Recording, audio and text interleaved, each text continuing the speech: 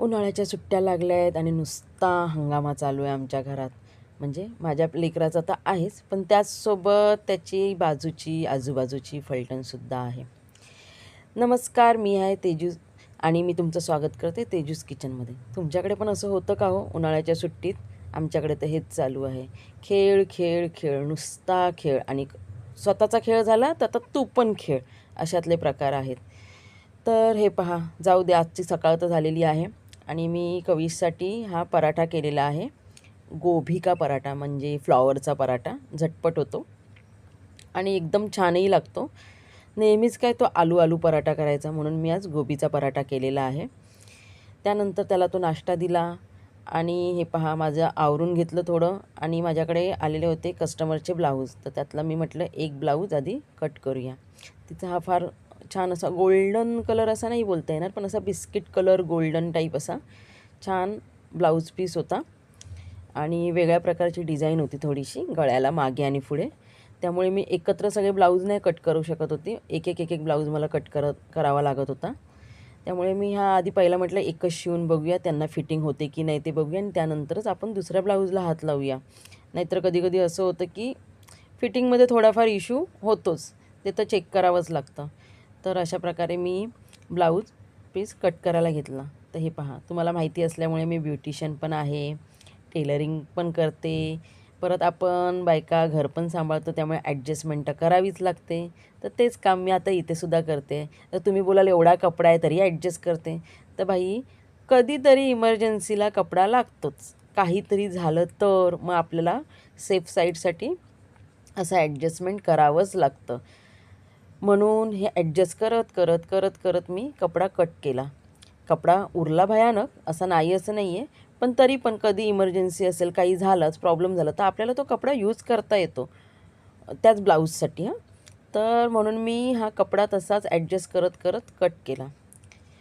हा ब्लाऊज त्यांना असं काय लवकर द्यायची गरज नाही आहे, पण आरामात त्यांनी सांगितलं, पण माझ्याकडे होताच टाईम, तर म्हटलं करूया. तर हे पहा, हा हाताचा भाग आहे. हाताचा भाग मी आधी कधीच कट करत नाही, आरामातच कट करते, कारण आपल्याला बाहीला राऊंड असतो, त्यामध्ये हात कधीच मावत नाही, ज्या हिशोबाने पीस देतात त्या हिशोबाने. तर मी कट केला. हे पहा, कविशची लुडबुड नेहमीचीच चालू आहे. तर कट करून असं छान पद्धतीने गुंडाळी करून घेतली, कारण मी आता शिवणार नव्हती, नंतर शिवणार होती, त्यामुळे सगळे पार्ट एकत्र गुंडाळून ठेवले. त्यानंतर वाजलेले 1, कविशला लागलेली भूक आणि आम्हाला जायचं होतं खेळायलासुद्धा. तर इथे झटपट म्हटलं, मी रात्रीचा भात आहे तर मी पुलाव करते, म्हणून पुलावसाठी कांदा, टॉमॅटो, जरा खडे मसाले म्हणून मी जास्त काही नाही घातलं, फक्त तेजपत्ता आणि जिरा असंच घातलं. तुम्ही बाकीचेसुद्धा घालू शकता.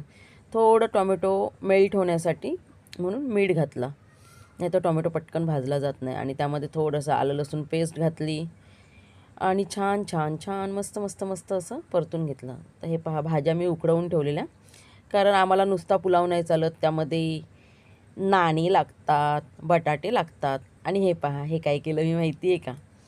बीट होतं, ते बीट किसून घातलं. असं तर बीट घशाच्या खाली जात नाही, म्हणजे कविशच्या, आमच्यात जातं, कविशच्या नाही जात, त्यामुळे हे असं काहीतरी मला करावं लागतं. त्यामुळे बीट किसून तुकडे घातले असते मी, पण तुकडे बाजूला गेले असते. किसून घातलं तर कसं डायरेक्ट पोटात.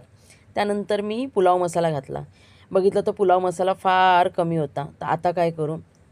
त्यामुळे त्यामध्ये मी काय केलं, म्हटलं जाऊ दे, आपण पुलावच्या ऐवजी तवा पुलाव करूया, म्हणून लगेच मी पावभाजी मसाला असतो ना, तो घातला. पावभाजी मसाला घातला की लगेच तवा पुलाव तयार होतो. त्यानंतर थोडंसं पाणी घालून हलकासा मसाला सगळ्या भाज्यांना लागू दिला. आणि त्यानंतर त्यामध्ये रात्रीचा जो भात होता तो मोकळा करून तो घातला. 2 मिनटं फक्त असं थोडासा पाण्याचा हापका मारून ना, अगदी 2-1 मिनटंच त्याला झाकून ठेवायचं, म्हणजे कसा छान मुरला जातो भात, शिजला पण जातो, काही हे असेल तर मस्त हे होतं. आणि त्यानंतर वरून थोडंसं, आता तवा पुलाव बोललं तर बटर तर ऑफकोर्स हवं, बटरशिवाय चव कशी लागणार त्याला, म्हणून थोडंसं बटर घातलं. मध्ये सुद्धा कविशची लुडबुड आमच्या चालूच होती. हे पहा, मध्ये मध्ये येतच राहतो येतो. त्यानंतर त्याच्यासाठी म्हणून छान भात काढून घेतला प्लेटमध्ये, थोडंसं कोथिंबीरने गार्निश केलं. जेवून झाल्यानंतर हे बघा, आमची फलटण रेडी. ह्या तुम्हाला सगळ्या आया दिसत असतील, पण त्या आया येण्याचं कारण होतं की त्यांची जी चिंटली पिंटली होती त्यांना खेळायचं होतं हाऊजी, त्यामुळे त्यांना पण येणं गरजेचं होतं. तर असं आम्ही मस्त हाऊजी खेळलो. चला तुम्ही पण या खेळायला आणि हो, जाता जाता प्लीज सबस्क्राईब करा. बाय.